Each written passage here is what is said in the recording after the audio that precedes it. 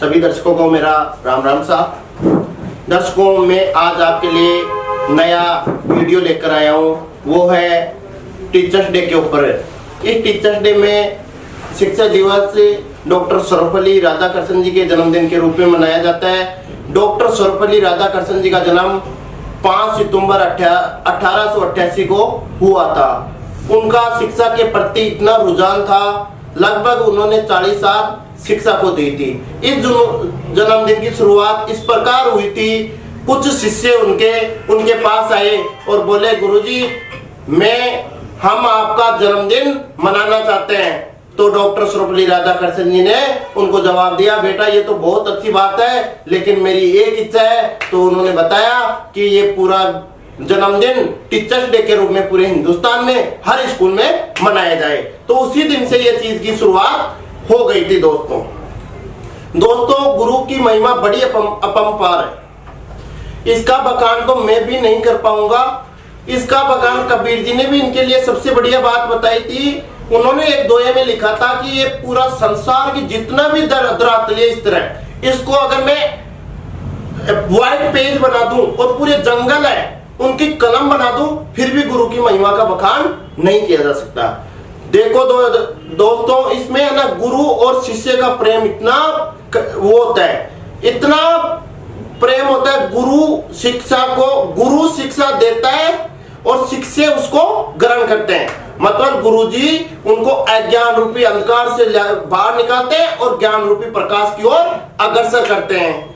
ये परंपरा बहुत लंबे समय से अपनी चली आ रही है। मेरा मानना यह है कि अपनी अगर भविष्य को सुधारता है, वैसे तो प्रथम अपनी गुरु माँ होती है, जन्म देने वाली माँ को प्रथम गुरु बताया गया है। मतलब पहली जन्मदाता माँ अपनी गुरु माँ होती है, लेकिन माँ से भी बढ़कर गुरुजी को इसलिए बताया गया है, माँ हमें जन्म देती है, एक पत्थर रूप देती है और गुरुजी हमें उस पत्थर को मूर्त बना देते हैं। उनके विचार भले ही हमें कड़े लगते हैं, पर वो हमेशा अपनी शिष्य की कामयाबी पे बहुत खुश होते हैं। उसके लिए एक छोटा सा दोहा है, वो मैं बता देता हूँ आपको। वो है, गुरु गोविंद दोनों खड़े काके लागू पाए, बलियारी गुरु तेरी बता दियो गोविंद। छोटा सा 2 मिनट की इसमें कहानी है जो मैं आपके सामने बता रहा हूं। 2 भगत थे हनुमान जी के, इतने भगत थे पूछो मत, बहुत भक्ति करते थे, अच्छे परिवार से थे, घराना से थे दोनों लड़के। तो वो एक दिन अच्छा पैसा था पिताजी के पास, धन दौलत थी, जेवरात थे, सब कुछ थे। तो किसी चोर की नजर उनके ऊपर पड़ जाती है।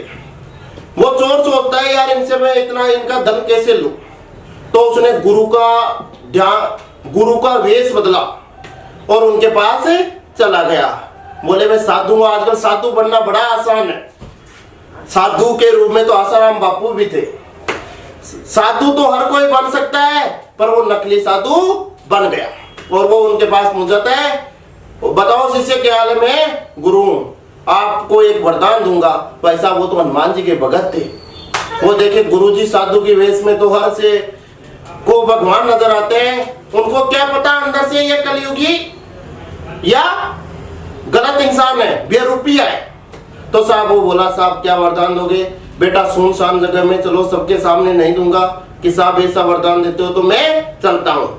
उसने पंडित ने बोला, उसका जो साधु आया था बेरुपिया, उसने बोला, आज शाम को आप आ जाना, साथ में जितने भी जेवरात और गहने वो सब कुछ लेके आ जाना। अब शिष्य राम जी शाम का टाइम हुआ, पूरा सामान पैक किया बैग में और निकल लिए गुरुजी के पास। अब गुरुजी ने उनको पेड़ से बांध दिया, पूरा सामान लेके गए गुरुजी। वो चेला जो हनुमान जी का भगत था वो बंधा रहा। अब दोस्तों वो बंदा रहा, 3 दिन हो गए, शाम हो गई, घर वालों के टेंशन हो गई। यार नौजवान लड़का अगर घर से बाहर होता है तो बड़े बड़ों की टेंशन हो जाती है, आपके भी हो जाती है, मेरी भी हो जाती है। अब वो नौजवान लड़का बंदा रहा। ये चीज हनुमान जी महाराज देख रहे थे। हनुमान जी महाराज ने कहा, यार ये तो गड़बड़ हो रही है। उधर से उसका बाप आता है और रिक्वेस्ट करता है, बेटे वो एक बेरुपिया था और चले गया। तो वो शिष्य कहता है, जो लड़का हनुमान जी का भगत था, वो कहता है, पापा जी मुझे माफ करना, खोलना नहीं मुझे मेरे गुरुजी ही खोलेंगे। बाप ने रिक्वेस्ट की, बाप चला गया। बच्चा माना नहीं कि गुरुजी के प्रति उसकी आस्था बहुत ज्यादा थी। साहब उधर हनुमान जी महाराज देख रहे थे। हनुमान जी महाराज ने उनको ये बोला अपने नारद मुनि जी को कि आप जाओ और चेले के वे उसको खोल के आओ। नारद मुनि जी आए। नारद मुनि जी को लड़के ने बोला प्रणाम जी, धोख देता हूँ। अभिवादन के साथ किया। भाई साहब वो तो पूरा गुरु भगत था। अब उसने अभिवादन किया। नारद जी ने बोला बेटा वो बेरुपिया था, तेरे को तेरा माल लेके चला गया, चोर था। उन्होंने बोला वो आपके लिए बेरुपिया होगा, मेरे लिए गुरुजी था। उनकी वजह से आपके दर्शन मेरे को हो गए। आप मेरे को नहीं खोलोगे, खोलेगा तो मेरा गुरुजी खोलेगा। साहब उधर से नारद मुनि जी भी हनुमान जी के पास चले जाते हैं और उधर हनुमान जी पूरे दर से देख रहे थे। भगवान ने देखा कि साहब ये तो ऐसा तो मामला नहीं। हनुमान जी महाराज ने उनको आदेश दिया कि जाओ उसको ढूंढ के लाओ। अब बेरुपिया को हनुमान जी महाराज प्रसन्न करते हैं, यार वो कहाँ मिलेगा? तो नारद मुनि जी कहते हैं चोर का काम चोरी करना, वो जरूर कोई चोरी की प्लानिंग बना रहा होगा।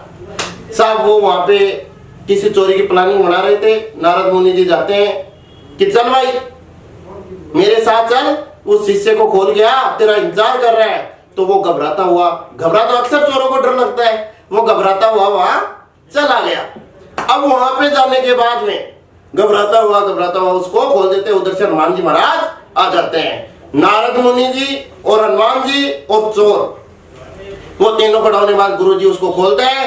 अंत में कहता है कि साहब सब भगवान कहते हैं कि सबसे पहले पैर किसका छुएगा। उसने सबसे पहले उस चोर के पैर छुए कि हे भगवान इन्हीं की वजह से गुरु की वजह से आपके दर्शन हुए, मेरे गुरु की वजह से मेरे दर्शन हुए। तो भगवान ने भी गुरु को सबसे बड़ा बताया है। आप सभी को मेरा नमस्कार। मैं मेरी वाणी को वहीं विराम देता हूं। अगर इसमें कोई आपको छोटी मोटी कोई भी अगर गलती, अगर आपको कुछ भी अच्छा नहीं लगा या कोई मेरी बोलने की या कोई बाई मिस्टेक गलत चीज बोली गई है तो उसको कमेंट बॉक्स में लिखना। अगर बेस्ट बोला है तो उसका भी आप रीजन देना। दूसरी सब्सक्राइब और लाइक जरूर करना।